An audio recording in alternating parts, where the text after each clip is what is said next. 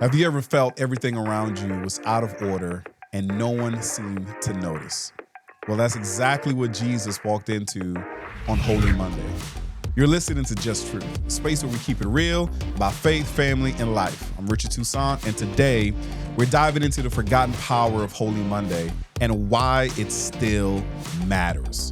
When we think about Easter week, we usually skip straight from Palms of Sunday to the cross on Friday. But Monday was confrontational, uncomfortable, and very disruptive. Jesus wasn't healing the blind or feeding thousands. He was simply flipping tables in the temple.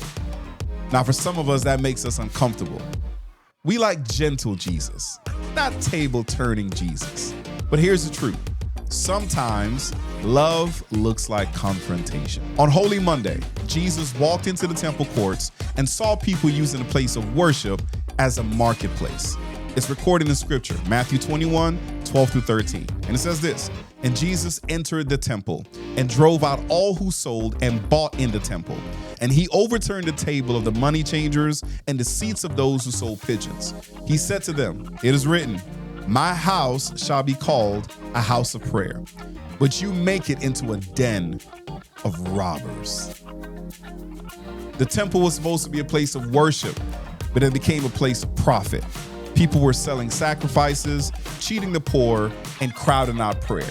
Jesus didn't stay silent. He didn't look the other way. He flipped them tables.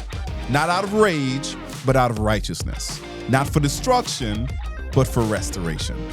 Jesus was cleansing the temple, not just the physical space, but the spiritual space too. It was his way of saying, this is not what my Father's house is for.